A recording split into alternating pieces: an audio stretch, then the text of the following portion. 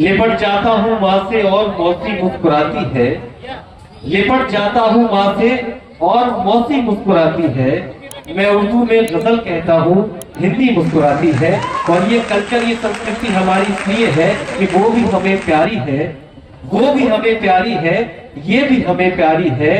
उर्दू भी हमारी है, हिंदी भी हमारी है। कल यहाँ कवि सम्मेलन का भी आयोजन होगा, कवि सम्मेलन का भी इनकाद होगा। मैं लफ्ज़े मर्यादा मैंने बताया, लफ्ज़े मर्यादा का आगाज जिस हरफ से होता है, चाहे अगर आप हिंदी में बोले तो माँ बोलते हैं, अगर उर्दू में बोले तो मीम बोलते हैं। ये हरफे मीम बड़ा खूबसूरत है, क्योंकि इसी हरफे मीम से मर्यादा बनता है, इसी हरफे मीम से मेला लिखा जाता है, इसी हरफे मीम से मुशायरा लिखा जाता है, इसी हरफे मीम से मजहब लिखा जाता है, इसी हरफे मीम से मंदिर लिखा जाता है, इसी हरफे मीम से मस्जिद लिखा जाता है, इसी हरफे मीम से मोहब्बत लिखा जाता है और इसी हरफे मीम से मोहब्बत लिखा जाता है। हमारा मकसद भी यही है, हमारा पैगाम भी यही है। चाहे मुशायरा हो, चाहे मजहब हो, चाहे मेला हो, चाहे मंदिर हो, चाहे मस्जिद हो, इन तमाम का पैगाम मोहब्बत है। आज हमें पैगाम को आम करना है, क्योंकि यही हमारी संस्कृति है, यही हमारी तहजीब, यही हमारा कल्चर है। और आज की इस महफिल का कोई मजहबी मकसद नहीं है, बल्कि इसका मकसद सिर्फ ये है, इस महफिल की आरज़ू सिर्फ ये है कि मेरे अल्लाह, ये आरज़ू है मेरी, मेरे अल्लाह ये आरज़ू है मेरी, काश पूरा मेरे दिल का अरमान हो,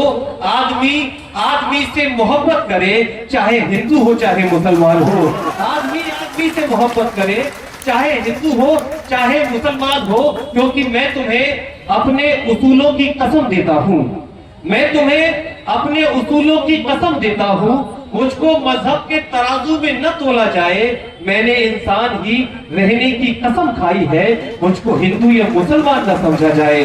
मैंने इंसान ही रहने की कसम खाई है, मुझको हिंदू या मुसलमान न समझा जाए। देखिए क्या खूबसूरत संयोग है, क्या खूबसूरत इत्तेफाक है, क्या हमारी मोहब्बत की महफिल है कि जहां आपके पास अगर विकास मौजूद है तो वहीं आपके पास इलियास भी मौजूद है। यही हमारी तहजीब है और इसी तहजीब को सलामत रखना है।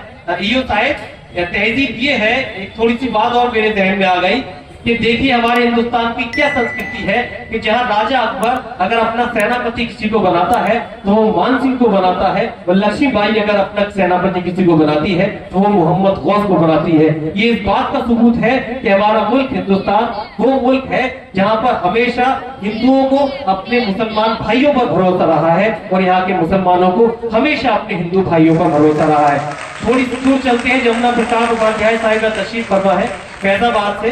फैजाबाद की जेल में जब अशफाकुल्लाह खान को ले जाया गया तो जो जेलर था उसने उसको बरगलाया और कहा कि अशफाक, तुम राम प्रसाद का साथ छोड़ दो, क्योंकि अगर तुमने राम प्रसाद के साथ मिलकर ये मुल्क आजाद करा लिया तो इस पर तुम्हारा राज नहीं होगा, बल्कि हिंदुओं का राज होगा, राम प्रसाद का राज होगा।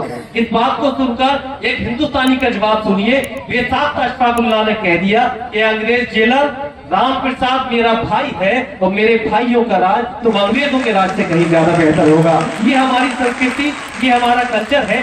ये खबर अहले सियासत ने उड़ा रखी है, ये खबर अहले सियासत ने उड़ा रखी है, वरना हम तुमने कहां दूरी बना रखी है।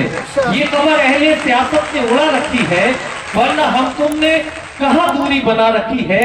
क्योंकि हिंदू कहीं के हैं न मुसलमान कहीं के हैं, दोनों यही रहेंगे, ये दोनों यही के हैं, दोनों यही रहेंगे, ये दोनों यही के हैं। ये पैगाम जरूरी था इस मुशायरे के आगाज के लिए भी और इस मेले की निस्बत से भी। और बल्कि फिर का आगाज करते हैं, कौन बेचैन के चार मिसरे याद आते हैं, यहीं से अपनी समातों की चर्चा कीजिएगा, मुझे एहसास कराइएगा कि बाकी जो अहले लखीमपुर और जो अतराफ पे लोग मौजूद हैं, आप सबकी समातें इस मुशायरे में शरीक हो चुकी हैं। और चार मिसरों के बाद आप सब लोग अपने दोनों हाथ उठाकर जो तालियों की सदाओं से इन शोरा का इस्तकबाल और जो हौसला अफजाई फरमाएंगे, यहीं से मुझे अंदाजा हो जाएगा। सारी धरा भी साथ दे तो और बात है, पर तू जरा भी साथ दे तो और बात है।